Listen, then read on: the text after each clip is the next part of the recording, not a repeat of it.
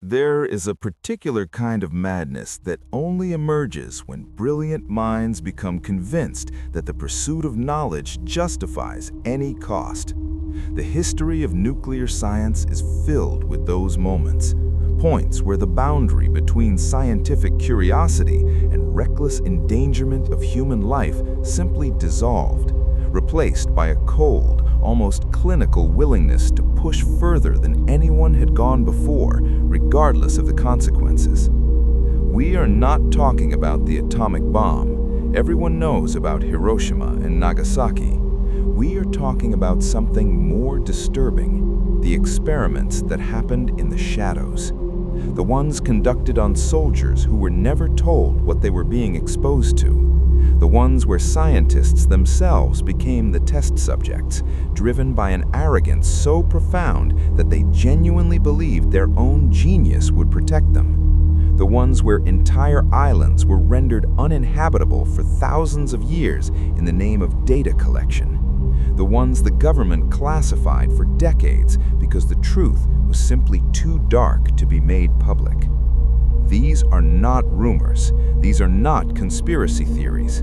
These are documented, declassified, historically verified events that took place between the 1940s and the 1980s, conducted by the most powerful governments on Earth with the full knowledge and funding of their respective military and scientific establishments. What you are about to hear will make you question everything you thought you knew about the relationship between science, power, and human life. Welcome to Dark Science. Let us begin. The criticality accidents, tickling the dragon's tail. Before we dive into organized experiments, we need to talk about something that nuclear scientists themselves called tickling the dragon's tail.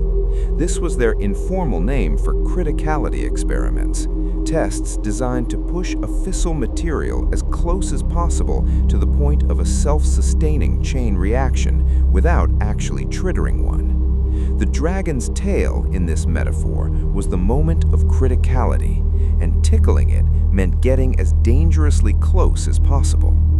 The man most associated with this practice was Harry Daghlian, a brilliant 24-year-old physicist working at Los Alamos in 1945. On the night of August 21st, Daghlian was working alone against safety protocols, stacking tungsten carbide bricks around a plutonium core nicknamed the Demon Core. He was measuring how each brick brought the assembly closer to criticality. Then he made a single mistake. He dropped a brick directly onto the core. The room was instantly flooded with a blue flash of radiation, Cherenkov radiation, the visual signature of a criticality event. Daghlian immediately knocked the brick away with his bare hand, stopping the reaction, but the damage was done. His hand had absorbed a lethal dose of radiation. Over the next 25 days, his body systematically destroyed itself from the inside. His hand blackened and rotted. His organs failed one by one. He died in agony, fully conscious until near the end, fully aware of exactly what was happening to his body, because he understood the science better than almost anyone alive. The Demon Core claimed a second victim just 9 months later. Louis Slotin, a Canadian physicist who had actually assembled the first atomic bomb, was conducting the same type of criticality experiment. He was using a screwdriver to keep two beryllium hemispheres slightly apart around the same plutonium core. His colleagues watched. His hand slipped. The blue flash filled the room again. Slotin instinctively pulled the hemispheres apart with his bare hands, stopping the reaction and almost certainly saving the lives of the 7 people in the room with him. He knew immediately what he had done and what it meant for him personally. He calmly told everyone to mark exactly where they had been standing so that radiation exposure could be calculated. Then he drove himself to the hospital. He died 9 days later. His body deteriorated so rapidly that witnesses described it as watching a person age decades and days. After Slotin's death, the demon core was finally melted down and used in a nuclear test. But the era of criticality experiments did not end. It simply moved to more controlled environments, where, as we will see, controlled was often a dangerous illusion. Operation Crossroads, using real warships as targets. In 1946, the United States military decided it needed to understand what nuclear weapons actually did to naval vessels. The solution they arrived at was as audacious as it was reckless. Assemble a fleet of real warships, position them in a lagoon in the Pacific, detonate nuclear bombs over and around them, and then send sailors in to observe the results up close. Operation Crossroads took place at Bikini Atoll in the Marshall Islands. The assembled target fleet consisted of 95 ships, including captured German and Japanese warships, as well as decommissioned American vessels. Animals were placed on the ships to measure biological effects. Goats, pigs, and rats were strapped to the decks and into compartments. The first test, Able, was an atmospheric detonation. A nuclear bomb was dropped from a B-29 bomber and detonated over the fleet. Ships were damaged and sunk.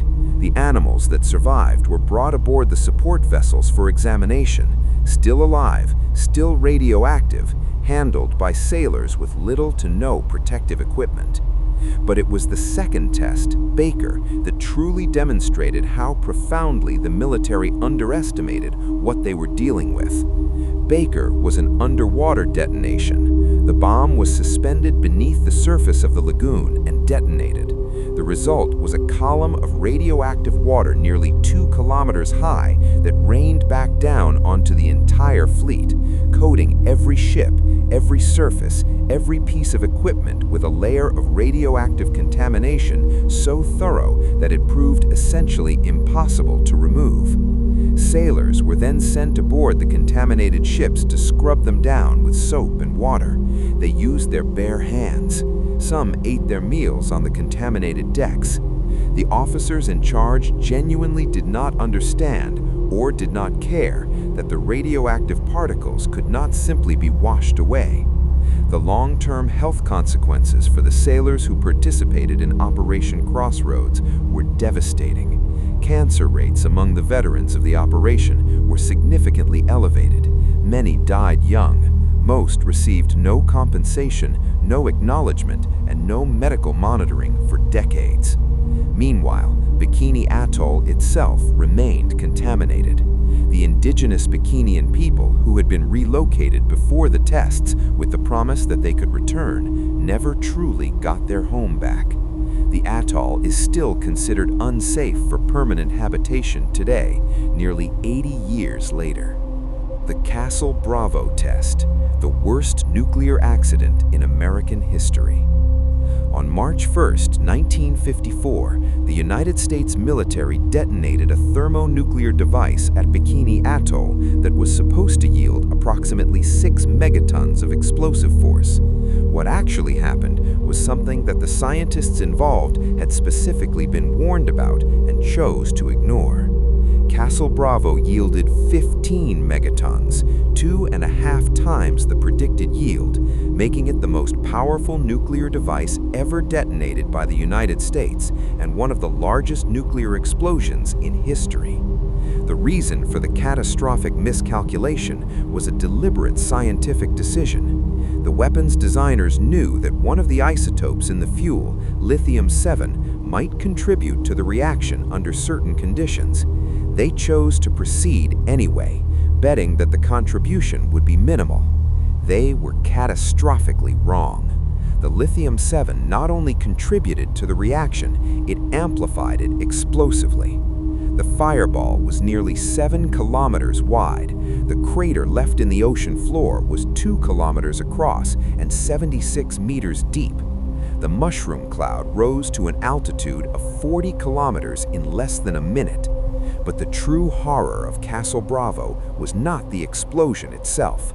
It was the fallout. The weapon was detonated on a coral reef that vaporized and mixed with the radioactive debris, creating a fine white powder that fell like snow across hundreds of kilometers. The crew of a Japanese fishing vessel, the Lucky Dragon No. 5, was 140 kilometers away, outside what the military had designated as the danger zone. They were covered in this white powder. All 23 crew members suffered acute radiation sickness. The radio operator, Aikichi Kuboyama, died 7 months later, the first Japanese victim of nuclear fallout in peacetime. But the Lucky Dragon crew were not the only victims. The Marshall Islands downwind of the test, including the atolls of Rongelap and Utrecht, received massive doses of fallout. The indigenous people there were not evacuated for 2 days after the detonation, despite the military knowing within hours that the fallout was spreading toward inhabited areas. Some of these people reported seeing the white powder fall and, not knowing what it was, allowing their children to play in it. The long-term consequences for the Marshall Islanders were generational. Elevated cancer rates, birth defects, and what islanders themselves called jellyfish babies, infants born with severe abnormalities, continued for decades. The United States government classified much of what had happened for years. Castle Bravo is the experiment that accidentally told the world just how catastrophically wrong nuclear science could go, and how far governments would go to control that information. The human radiation experiments, using people as test subjects. This is perhaps the darkest chapter in the history of nuclear science, and it is one that the United States government spent decades trying to keep hidden. Between the 1940s and the 1970s, hundreds, possibly thousands of American citizens were used as unwitting test subjects in radiation experiments funded by the Atomic Energy Commission, the Department of Defense, and various military branches. These were not fringe operations conducted by rogue scientists. They were organized, funded, and approved at the highest levels of government. The experiments took many forms.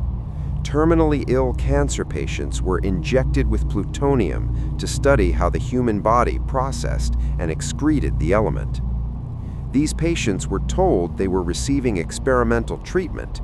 They were not told they were being injected with one of the most toxic, radioactive substances known to science.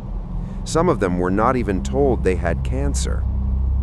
Pregnant women at a Tennessee clinic were given radioactive iron supplements under the guise of prenatal care.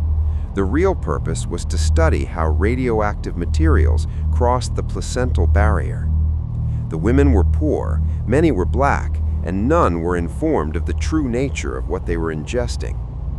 Intellectually disabled children at the Fernald State School in Massachusetts were fed radioactive calcium and iron in their breakfast cereal. The researchers wanted to study nutrient absorption. The parents were told their children were participating in a science club that would provide them with extra nutrition. The consent forms they signed made no mention of radioactive materials. Prisoners in Oregon and Washington state penitentiaries had their testicles irradiated to study the effects of radiation on human reproduction. They were paid small amounts of money. Their informed consent, to the extent it existed at all, was obtained in conditions of inherent coercion. What does voluntary mean when you are incarcerated? Soldiers were marched into ground zero areas immediately after nuclear detonations to test how quickly troops could occupy a nuclear battlefield. They were told the exercise was safe. They were not given adequate protective equipment. Many developed cancers decades later and spent years fighting for recognition and compensation from a government that initially denied the experiments had taken place. The full scope of these experiments was not publicly acknowledged until 1994, when President Clinton ordered a review and established the Advisory Committee on Human Radiation Experiments. The committee's report, released in 1995, confirmed that thousands of Americans had been used as test subjects without their full knowledge or consent. The government offered apologies. It offered some compensation, but for most of the victims, many of whom were already dead, it was far too late. The Soviet Kyshtym disaster, the nuclear catastrophe you never heard of. While the United States was conducting its experiments in relative secrecy, the Soviet Union was managing its own nuclear program with an approach that could best be described as catastrophically reckless. On September 29, 1957, at a nuclear weapons production facility called Mayak in the Ural Mountains, a storage tank containing highly radioactive nuclear waste exploded. The explosion was not nuclear, it was chemical, caused by a failure in the cooling system that allowed the waste to overheat and detonate. But the consequences were radiological. The explosion released approximately 70 to 80 tons of radioactive material into the atmosphere, contaminating an area of over 20,000 square kilometers. The radioactive cloud traveled northeast, depositing cesium-137, strontium-90, and other isotopes across a swath of territory that became known as the East Ural Radioactive Trace. The Soviet government's response was to do nothing publicly. The disaster was classified. The nearby population was not immediately evacuated. People continued living, farming, and drinking contaminated water for days and weeks after the explosion, while the government scrambled to contain the information rather than the contamination. When evacuations finally did occur, they were conducted with the kind of brutal efficiency that characterized Soviet crisis management. People were given hours to leave, told to abandon their homes and livestock, and never fully told why. Many returned to find their villages bulldozed, the Soviet government's preferred method of eliminating evidence. The full story of Kyshtym was not known in the West until a Soviet scientist named Zhores Medvedev published an account in 1976, nearly 2 decades after the disaster. The Soviet government denied it had happened. British intelligence services, which had gathered evidence of the disaster years earlier, had chosen to remain silent, reportedly to avoid undermining public confidence in their own nuclear programs. Kyshtym is classified as a Level 6 event on the International Nuclear Event Scale, the second most serious category, exceeded only by Chernobyl. It is the nuclear disaster that the Cold War buried. Project 57, intentionally spreading plutonium across the desert. In 1957, the United States Atomic Energy Commission conducted an experiment that, when described plainly, sounds like something from a dystopian novel. They took a nuclear weapon. They removed the fissile core, the part that causes the nuclear explosion, and then they detonated the conventional explosives inside it anyway, in the middle of the Nevada desert, for the explicit purpose of deliberately scattering plutonium across the landscape to study contamination patterns. Project 57 was designed to simulate what would happen if a nuclear weapon were involved in an accident, a crash, a fire, a non-nuclear detonation, and to understand how plutonium contamination would spread and behave in the environment. The scientific rationale was sound. The execution left a permanent scar on the Nevada landscape. The test scattered plutonium across an area of approximately 895 acres of the Nevada test site. Scientists then moved through the contaminated zone, collecting samples, measuring dispersal patterns, and studying how plutonium particles behaved when scattered by an explosion. What happened to that land afterward? It was fenced off for decades. The plutonium is still there. Plutonium-239 has a half-life of 24,100 years, which means the area contaminated by Project 57 will remain dangerous for a span of time that makes all recorded human history look trivially short. Project 57 was not unique. It was part of a series of experiments called safety tests, a name that becomes darkly ironic when you understand that their primary legacy was creating pockets of permanent radioactive contamination across the American Southwest. Operation Plumb Bob: 18 nuclear explosions in 5 months. The summer and fall of 1957 represented the most intense period of nuclear testing in American history. Operation Plumb Bob consisted of 29 nuclear tests conducted at the Nevada test site between May and October, an average of more than 1 test per week. Among those tests were some of the most ethically troubling experiments in the history of nuclear science. Approximately 18,000 U.S. military personnel participated in Operation Plumb Bob as observers and participants in military exercises. Soldiers were positioned in trenches just kilometers from ground zero. They were ordered to advance toward the blast site immediately after detonation to practice military maneuvers in a post-nuclear battlefield environment. Some of these soldiers described watching the detonation through closed eyelids and still seeing the bones in their hands. The flash was so intense it penetrated flesh. They felt the heat on their skin from kilometers away. They breathed the dust as they marched toward the crater. One of the tests, Smoky, was a relatively high-yield surface burst that produced significant fallout. Veterans of Smoky subsequently showed elevated rates of leukemia, a pattern so statistically significant that it triggered a congressional investigation in the 1970s. But soldiers were not the only humans exposed during Plumb Bob. The tests produced fallout that drifted across Nevada, Utah, and Arizona, affecting civilian populations downwind. The people who lived in these areas, Mormon farming communities in Utah, small towns in Nevada, were never warned. They watched the mushroom clouds from their porches. Their children played outside in the fallout. Their livestock grazed on contaminated grass, and their families drank contaminated milk. These people became known as downwinders, a term that carries with it decades of cancer, grief, and a bitter struggle for recognition from a government that insisted for years that the tests had been conducted safely. The Demon Core's legacy, a culture of fatal overconfidence.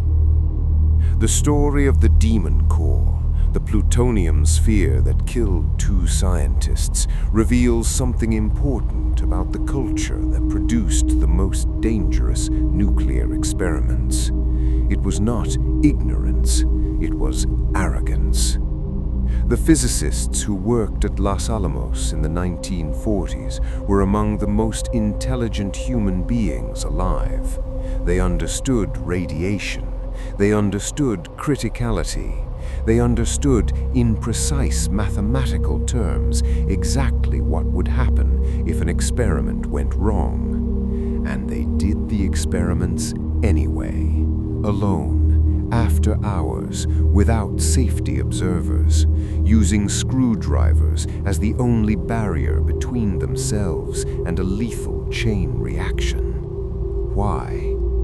Part of the answer is the wartime pressure that shaped the Manhattan Project, a culture where speed and results mattered more than caution.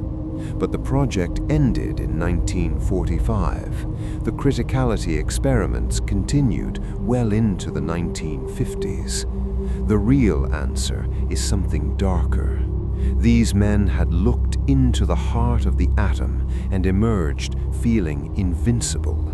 They had built weapons of unimaginable power and survived. They had witnessed nuclear detonations from relatively close distances and walked away. They had developed, over years of working with the most dangerous materials on Earth, a sense of mastery that was subtly but fatally disconnected from reality. Cecil Kelly, a chemical operator at Los Alamos, died in 1958 after a criticality accident involving plutonium solution. Robert Peel and John Bird were critically irradiated in separate incidents. Cecil Sicking and Douglas Hicks were exposed in yet another accident. Each incident produced data. Each incident was analyzed, reported, and filed, and then the next experiment began. The Demon Corps became a symbol not just of individual tragedy, but of an entire institutional culture that treated human life as an acceptable variable in the pursuit of nuclear knowledge. Soviet nuclear tests, 456 explosions, and a poisoned steppe. While American nuclear testing has received significant historical attention, the Soviet nuclear testing program was in many ways even more extreme in its disregard for human and environmental consequences. The Soviet Union conducted 456 nuclear tests at two primary sites, Semipalatinsk in Kazakhstan and Novaya Zemlya in the Arctic. Of these, the Semipalatinsk test site, known simply as the Polygon, was the most consequential in terms of human impact. Between 1949 and 1989, the Soviets detonated 456 nuclear devices at Semipalatinsk, including 116 atmospheric tests that produced enormous quantities of fallout over the surrounding steppe. The indigenous Kazakh population living in the region around the polygon, numbering in the hundreds of thousands, was never relocated, never adequately warned, and never fully informed of the nature of what was being tested. Soviet officials did conduct what they called health monitoring of the local population, but this monitoring was not for the benefit of the people being studied. It was data collection. Doctors were sent to villages to record cancer rates, birth defects, and radiation-related illnesses, not to treat them, but to document them as experimental data points. The consequences for the people of the Semipalatinsk region were multi-generational. Studies conducted after the fall of the Soviet Union found dramatically elevated rates of cancer, cardiovascular disease, immune disorders, and birth defects in communities near the polygon. Researchers documented what they described as genomic instability in the population, evidence that radiation damage had been incorporated into the DNA of an entire regional population, with effects continuing to manifest in children and grandchildren who had never been directly exposed.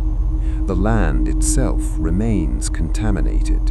The craters left by underground tests have filled with radioactive water. Locals sometimes fish in them, unaware or too accustomed to the risk to care.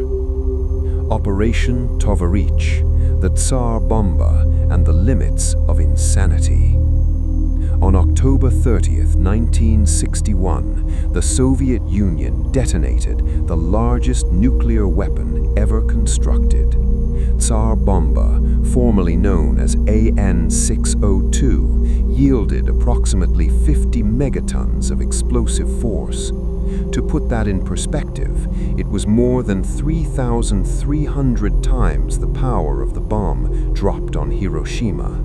It was more powerful than all the explosives used in World War II combined, multiplied by 10. The fireball was 8 kilometers wide. The shock wave circled the Earth 3 times. Windows were shattered 900 kilometers away. The mushroom cloud rose to an altitude of 67 kilometers, more than 7 times the cruising altitude of a commercial aircraft, reaching into the mesosphere. But here is what makes Tsar Bomba truly terrifying from a scientific standpoint. It was a reduced yield test. The weapon had been designed to yield 100 megatons. Soviet scientists deliberately reduced the yield by replacing the uranium tamper with a lead one, specifically because they were concerned that a 100 megaton detonation might trigger an uncontrolled chain reaction in the Earth's atmosphere. Let that sink in. They were afraid the explosion might ignite the atmosphere itself, and they tested it anyway, just at half power. The aircraft that dropped Tsar Bomba was given only a 50% chance of survival by Soviet scientists. They knew this. They flew the mission anyway. The aircraft was 45 kilometers away when the weapon detonated and was still nearly destroyed by the shock wave, dropping nearly a kilometer in altitude before the pilot regained control. Tsar Bomba was not just a weapon, it was a statement, a demonstration of what happens when nuclear science is placed entirely in the service of geopolitical intimidation, with no limiting principle beyond the question of what is physically possible. The upshot not-hole test, Dirty Harry and the downwinders. Of all the atmospheric nuclear tests conducted in Nevada, Harry, detonated on May 19, 1953, as part of Operation Upshot Knothole, became one of the most notorious for its impact on civilian populations downwind. It earned the nickname Dirty Harry for the extraordinary amount of fallout it produced. Harry was a 32-kiloton tower shot, detonated atop a steel tower to maximize fallout distribution patterns for study. The resulting fallout cloud drifted northeast directly over the small Utah town of St. George, home to approximately 5,000 people. Residents of St. George saw the cloud pass over their town. The Geiger counters carried by civil defense officials clicked so rapidly they were nearly unreadable. Radiation levels in the town briefly exceeded safe limits by factors that officials chose not to disclose to the public. Instead, civil defense officials went on local radio and told people to stay inside temporarily. They assured people there was no danger. They did not tell people to stop drinking milk, which was being produced by cows grazing on contaminated pasture and would have been one of the primary routes of radioactive iodide exposure for children. In the following decades, St. George and the surrounding region experienced what local residents came to call a cancer epidemic. Clusters of leukemia, thyroid cancer, and other radiation-linked malignancies appeared with disturbing frequency. A famous Utah filmmaker named Howard Hughes, no relation to the billionaire, documented the cancer deaths in his community. The cast and crew of the 1956 film The Conqueror, which was filmed near St. George, suffered an extraordinary cancer rate.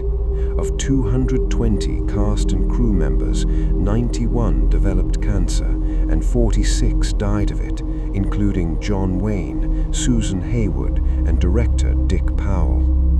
The downwinder communities fought for decades for recognition and compensation. The Radiation Exposure Compensation Act was finally passed in 1990, nearly 4 decades after the tests, providing limited compensation to affected individuals. Many who deserved it had already died waiting. Nuclear-powered aircraft, Project Pluto, and the flying reactor. Not all dangerous nuclear experiments involved explosions. Some involved ideas so audacious, so breathtakingly reckless, that they revealed just how far the nuclear age pushed the boundaries of what scientists were willing to attempt. Project Pluto was a United States program active from 1957 to 1964 to develop a nuclear-powered ramjet engine for use in cruise missiles. The concept was staggeringly ambitious. A missile powered by a nuclear reactor that would fly at low altitude at supersonic speeds, essentially indefinitely, because it would never run out of fuel. The engine that was developed, called SLAM, Supersonic Low Altitude Missile, worked. In tests, the nuclear ramjet produced thrust.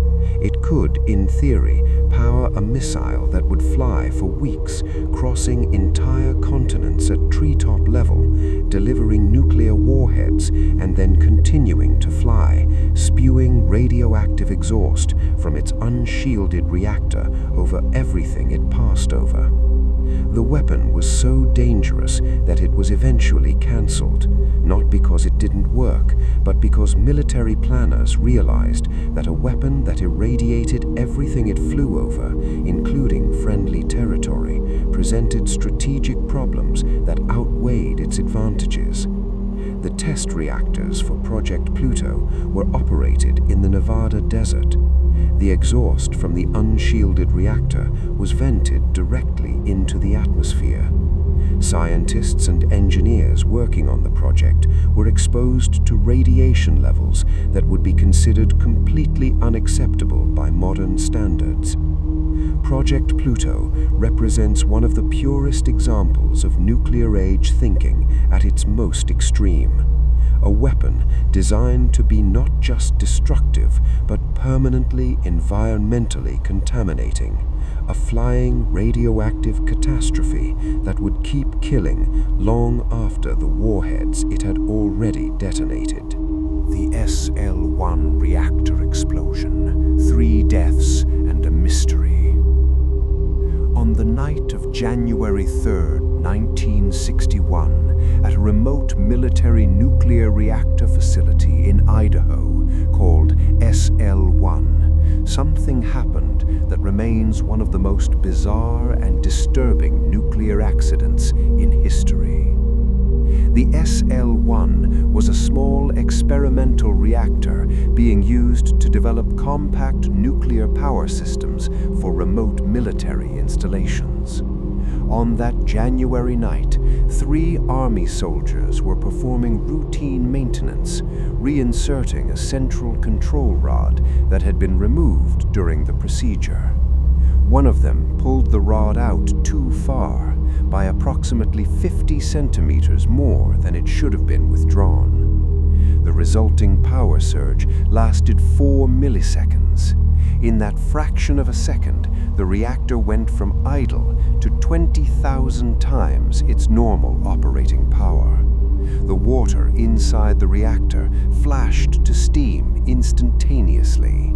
The resulting steam explosion launched the entire 26,000-pound reactor vessel upward with such force that it was driven into the ceiling of the building. All 3 soldiers died. One of them, Private Richard Legg, was found pinned to the ceiling by a reactor shield plug that had been driven through his body by the explosion, impaling him against the concrete above. The rescue workers who entered the building to recover the bodies were limited to 65-second exposures before their radiation dosimeters maxed out. The bodies themselves were so radioactive that they had to be treated as radioactive waste during burial. Portions of the most contaminated remains were buried in lead-lined coffins at a nuclear waste disposal site. What caused the accident? The official investigation concluded that a single control rod had been withdrawn too far, but investigators never fully explained why it had been withdrawn so far. Speculation included equipment malfunction, deliberate sabotage, and, in one of the darker theories, a murder-suicide by one of the soldiers involved in a domestic dispute. The truth has never been definitively established. SL-1 remains one of only nuclear accidents in American history to result in immediate fatalities, and one of the most haunting unsolved questions in the history of nuclear science. Nuclear testing in the Marshall Islands. Paradise destroyed forever. The story of what the United States did to the Marshall Islands in the name of nuclear science is one of the most morally devastating chapters in the Cold War history.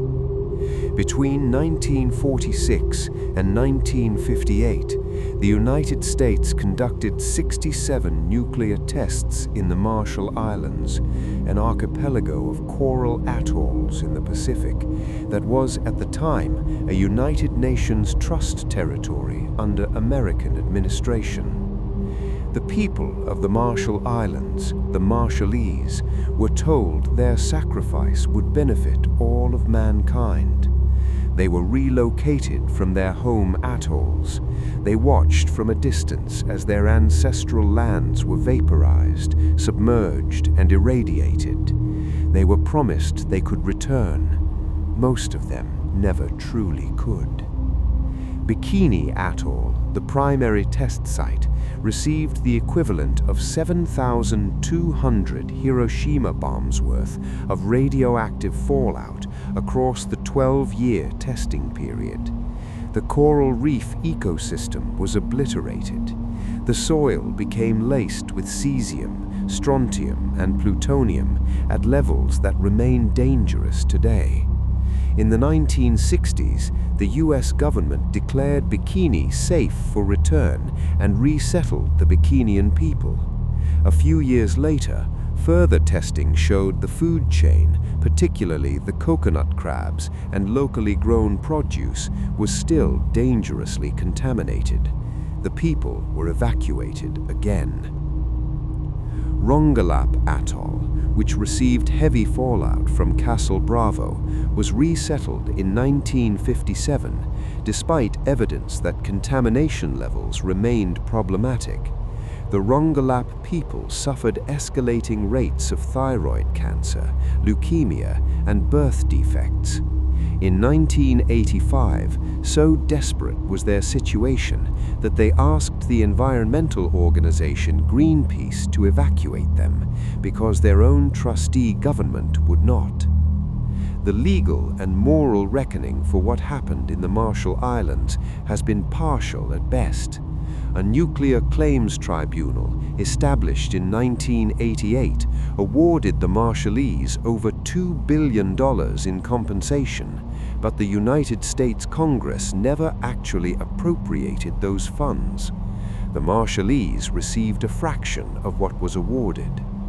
Meanwhile, Bikini Atoll was designated a UNESCO World Heritage Site in 2010, an extraordinary acknowledgement of its historical significance and a deeply ironic one. A paradise so thoroughly destroyed by human scientific ambition that its primary legacy is as a monument to catastrophe. The woodpecker signal. Soviet experiments with EMP and the brain. Not all dangerous nuclear experiments were about explosions or contamination. Some of the most disturbing experiments of the nuclear age explored what electromagnetic radiation, particularly the pulses generated by nuclear detonations, could do to the human nervous system. Starting in the mid-1970s, amateur radio operators around the world began to detect a mysterious repetitive signal emanating from somewhere in the Soviet Union.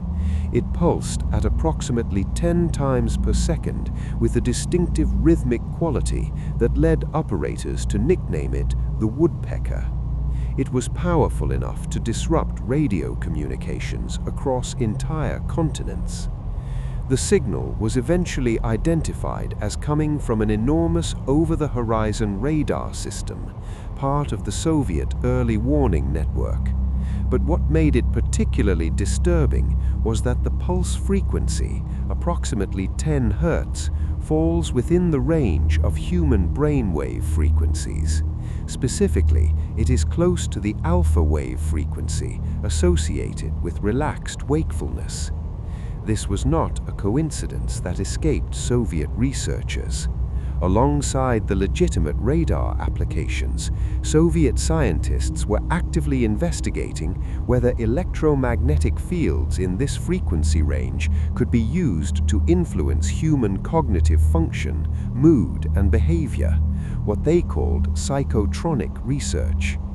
Declassified documents from the Soviet era revealed programs exploring the use of electromagnetic radiation for everything from inducing fatigue in enemy populations to potentially influencing decision-making.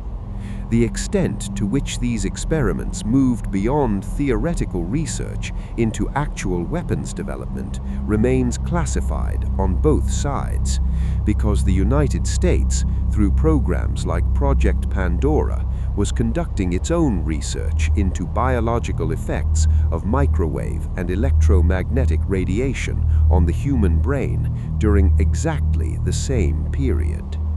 What both sides were really exploring beneath the technical language was whether the electromagnetic byproducts of nuclear technology could be weaponized to attack the human mind itself.